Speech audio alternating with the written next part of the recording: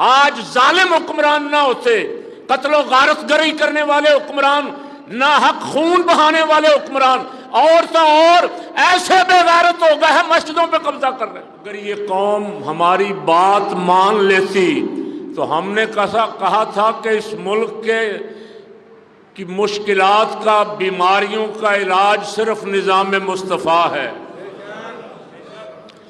میری قوم اگر یہ بات مان لیتی تو آج ملک پہ چور اور ڈاکو حکمران نہ ہوتے، آج ظالم حکمران نہ ہوتے، قتل و غارت گری کرنے والے حکمران، ناحق خون بہانے والے حکمران، اور تو اور ایسے بے غیرت ہو گئے ہیں مسجدوں پہ قبضہ کر رہے ہیں۔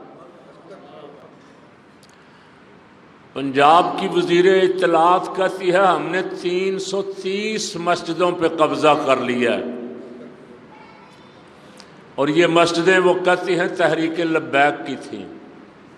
تو میں نے اس کا جواب یہ دیا ہے کہ کوئی ایک مسجد بھی تحریک لبیک کی نہیں تھی، یہ ساری مسجدیں اللہ کی ہیں۔ وَأَنَّ الْمَسَاجِدَ لِلَّهِ، قرآن پاک۔ مسجدیں کس کی ہیں؟ بادشاہی مسجد ہو یا گلبرگ کی مسجد ہو یا کوئی کوٹ لکھپت کی مسجد ہو یا کسی گاؤں کی چھوٹی سی کچی مسجد ہو، سب مسجدیں اللہ کی۔ وَأَنَّ الْمَسَاجِدَ لِلَّهِ۔ اور لبیک والے تو کل آ رہے، مسجدیں تو بنی ہوئی ہیں 100 سال سے، 50 سال سے۔ میرے استاد محترم حفظ کے قرآن پاک میں نے حفظ ان سے کیا، حضرت قاری غلام رسول صاحب، اللہ ان کو صحت تندرستی عطا فرمائے۔ ان کی عمر مبارکہ 75 سال، اور ان کو قرآن پاک اتنا یاد ہے کہ انہوں نے کو کم از کم 25-30 مرتبہ ایک رکعت میں پورا قرآن سنایا، اور 50 سال نماز تراویح میں سنایا، اور وہ مدت سے ایک ہی مسجد میں ہے، جامعہ فاروقیہ فیصل آباد میں۔ ان کو پکڑ کے لے گئے، گرفتار کر کے مہینے کے لیے جیل میں بند کر دیا۔ ہزاروں شاگردوں کے استاد ہیں جنہوں نے ان سے قرآن حفظ کیا۔ آج ان کے بیٹے کا مجھے فون آیا، میں نے فیس بک پہ اپیل بھی کی کہ انسان کے بچے بنو، پاکستان ہے اور اللہ رسول کے نام پہ ملا ہے، کیا کر رہے ہو، کدھر جا رہے ہو؟ خوف خدا سے عاری ہو گئے ہو؟ سدا تم نے اقتدار پہ رہنا ہے؟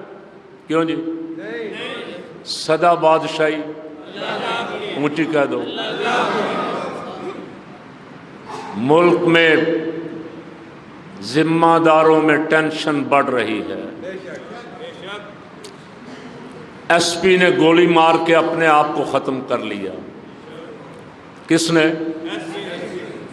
ایک مزدور، بے روزگار، غریب آدمی تو کرے تو سمجھ آتی ہے کہ یہ بیچارہ حالات سے تنگ آ کے، بھوک سے تنگ آ کے، غربت سے تنگ آ کے خودکشی کر گیا، وہ بھی جائز نہیں ہے، کسی صورت بھی جائز نہیں۔ ایک اسلام آباد کا ایس پی، اب انکوائری ہوگی، اور انکوائری کیا ہوگی؟ 100% جھوٹ۔ رات میں نے خبریں سنی، 3 چل رہی تھی، ایک ان میں یہ بھی تھی کہ اس کو مرید کے بھیجا گیا تھا آپریشن میں، تو اس کے دماغ پہ اس دن کا بوجھ تھا کہ ہم نے زیادتی کی ہے۔ کیوں جی؟ جو چپ رہے گی زبان خنجر، لہو پکارے گا آستین کا۔ لہو چھپتا نہیں ہے، لہو بولے گا، اور آپ کو نظر آئے گا کہ کس کس کے سر، یہ مظلوموں کا، بے گناہوں کا لہو کس کس کے سر ہے، یہ آپ کو نظر آئے گا۔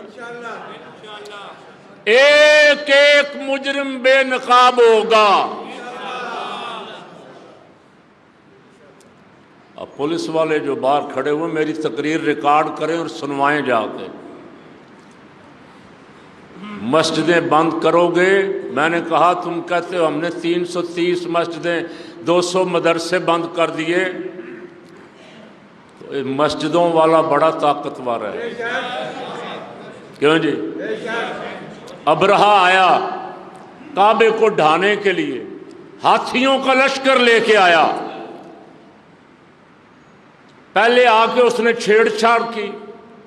حضرت جناب عبد المطلب سرکار کے دادا جان کے اونٹ پکڑ کے لے گیا، 200 اونٹ. آپ کو خبر ملی ابرہہ حملہ کرنے کے لیے آیا کعبے پہ اور میرے اونٹ پکڑ کے لے گیا. آپ تشریف لے گئے ابرہہ کے پاس، فرمایا بھائی میرے اونٹ دے دو. اس نے کہا حضرت میں تو سوچ رہا تھا کہ آپ کعبے کی بات کریں گے. فرمایا اونٹ میرے ہیں، میں اونٹوں کے لیے آیا ہوں، کعبہ جانے اور کعبے والا جانے.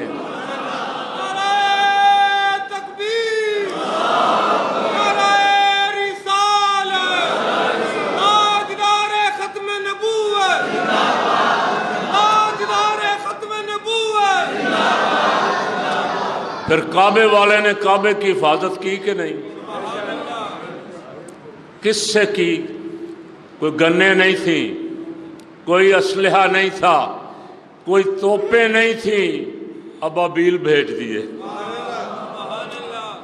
الم تر کیف فعل ربک باصحاب الفیل.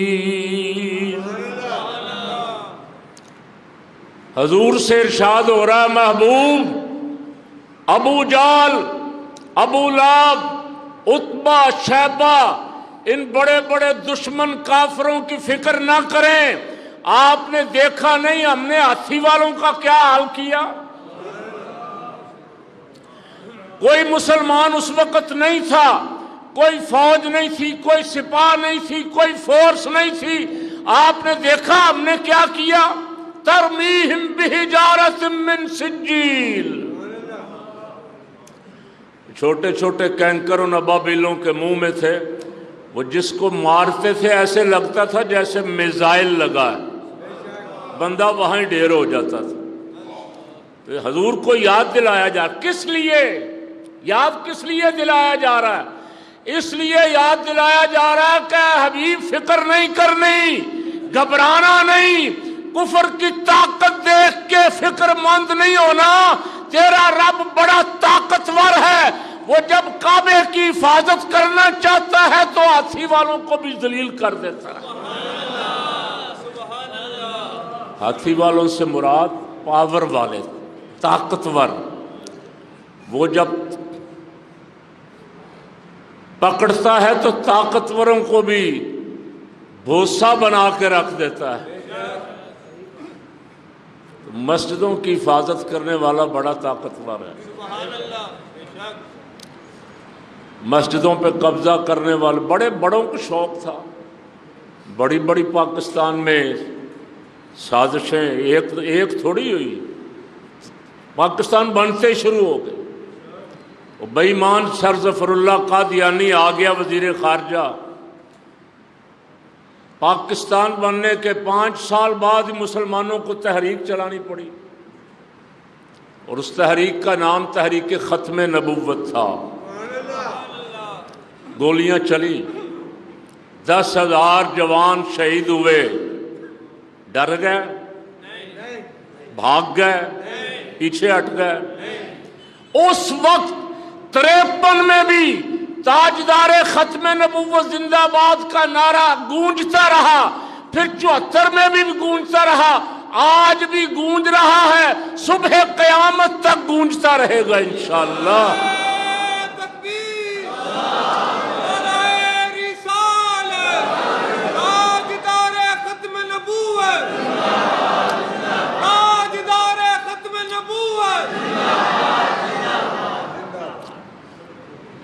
دن چھوٹے ہو گئے، وقت میں پیچھے لا رہا ہوں، میں اس تقریر ختم کرنے لگا ہوں. صرف پیغام دے رہا ہوں، جن کو پکڑ کے لے جا رہے ہو یہ تمہارے بھائی ہیں. کیوں جی؟ تم محلے دار بھی ہو، تم نے بھی یہاں رہنا ہے، انہوں نے بھی یہاں رہنا ہے. بے گناہوں کو پکڑ پکڑ کے کس کو خوش کر رہے؟ اس وقت ہزاروں افراد تھانوں میں بند ہیں۔ ایک بے گناہ آدمی کو جس کا کسی لسٹ میں نام نہیں تھا لے گئے، 2 دن بعد چھوڑ دیا، 2 دن بعد پھر پکڑ کے لے گئے۔ یہ دوسری ایجنسی آ گئی ہے جی، یہ تیسری ایجنسی آ گئی۔